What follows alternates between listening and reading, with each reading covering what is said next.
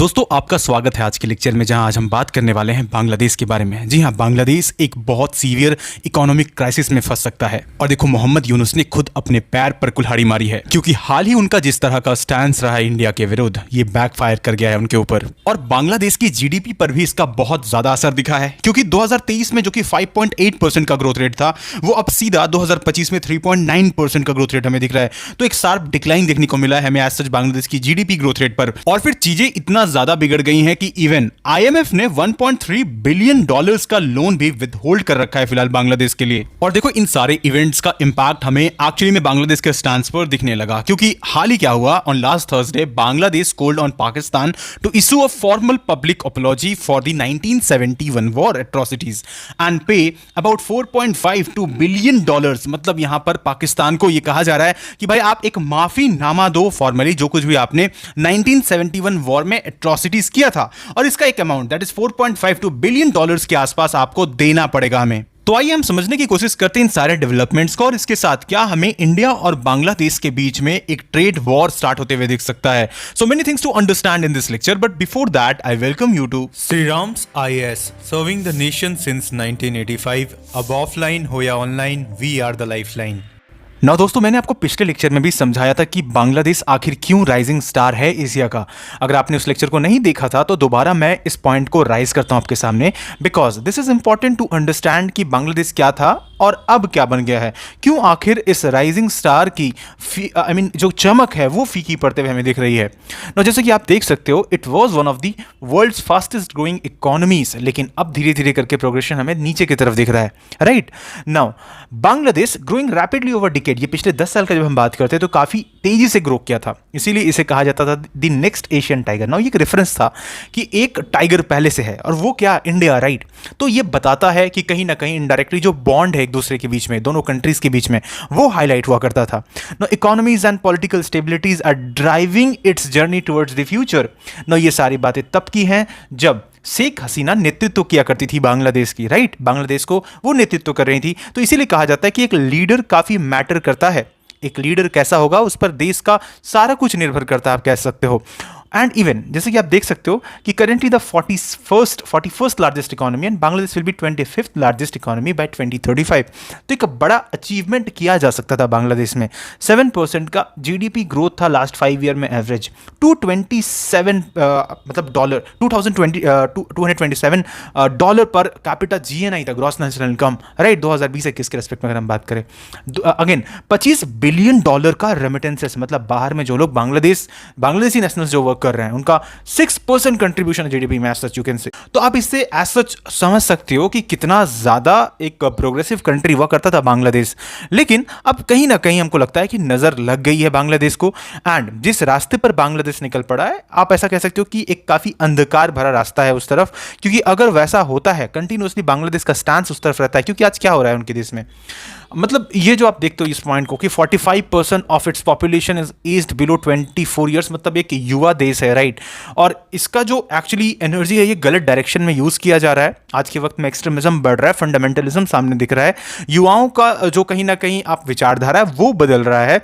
वो देश में वो कहीं ना कहीं फंडामेंटलिज्म बहुत ज्यादा सामने आ रहा है, लोग कहीं ना कहीं इस तरह की हरकतें कर रहे हैं। आज बांग्लादेश में जो माइनॉरिटी कम्युनिटी है उनको टारगेट किया जा रहा है, इंडिया के अगेंस्ट, जो कि एक काफी फ्रेंडली नेबर था, उनके अगेंस्ट एंटी स्टैंस कहीं ना कहीं पैदा किया गया है काफी सारे ग्रुप्स के द्वारा, एनजीओस के द्वारा। तो दिस इज हाउ लाइक इसी तरीके से बांग्लादेश एक क्यों डार्क फेस में जा रहा है। राइट, तो दीज आर द एग्जांपल्स जो मैं आपके सामने रख रहा हूं, and if you are from Bangladesh you must think about all these points actually. So now let's discuss about India and Bangladesh trade relation. देखो, वैसे तो ये दोनों ही देश आपस में काफी स्ट्रॉन्ग ट्रेड रिलेशंस रखते हैं, लेकिन हाल ही जिस तरह का पॉलिटिकल शिफ्ट बांग्लादेश में दिखा है, खास करके शेख हसीना के जाने के बाद से, मोहम्मद यूनुस की इंटरिम गवर्नमेंट जब से वो लीड कर रहे, नेतृत्व कर रहे हैं, चीजें लगातार खराब होती हुई दिखी हैं बिटवीन इंडिया एंड बांग्लादेश, और अब ट्रेड रिलेशन जो है वो लगातार खराब हो रहा है। और ऐसे में क्वेश्चन है कि क्या इंडिया और बांग्लादेश के बीच में एक ट्रेड कन्फ्लिक्ट हमें देखने को मिल सकता है, या फिर कह लो कि क्या ट्रेड वॉर जैसा हालात बन सकता है। तो देखो, ये काफी अभी सुपरफिशियल है कहना, लेकिन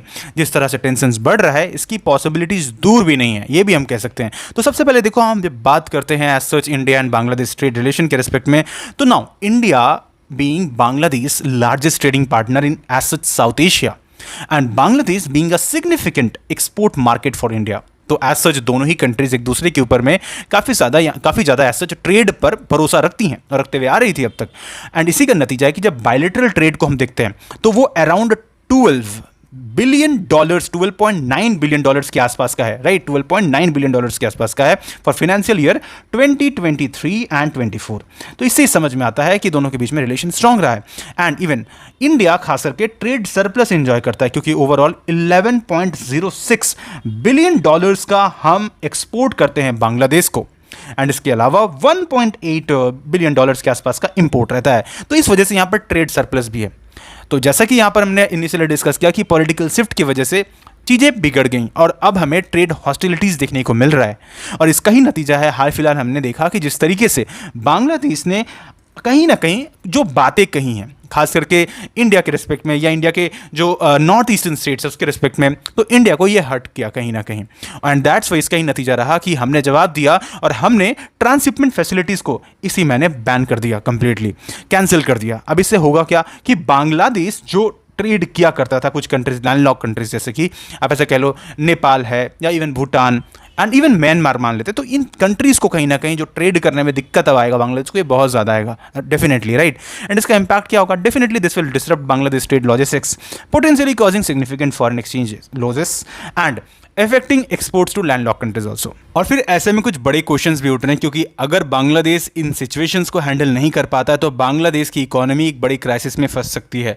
हालांकि इन्होंने कोशिश किया कि IMF से गुहार लगाए, अभी हाल ही कुछ डेलीगेशन आए हुए थे एक्चुअली देश में इनके IMF से 1.3 बिलियन डॉलर के लोन को सैंक्शंस करने के लिए, लेकिन यहाँ पर 4 पॉइंट्स की वजह से ये कहीं ना कहीं जो एज सच इन्हें मिलने वाला था पैसा, ये फंडिंग मिलने वाला था, तो यहाँ पर इसे रोक दिया गया। ये 4 पॉइंट है: weak revenue growth, non market exchange rate, inadequate subsidy reduction and इसके अलावा lack of anticipated advancement in the banking industry.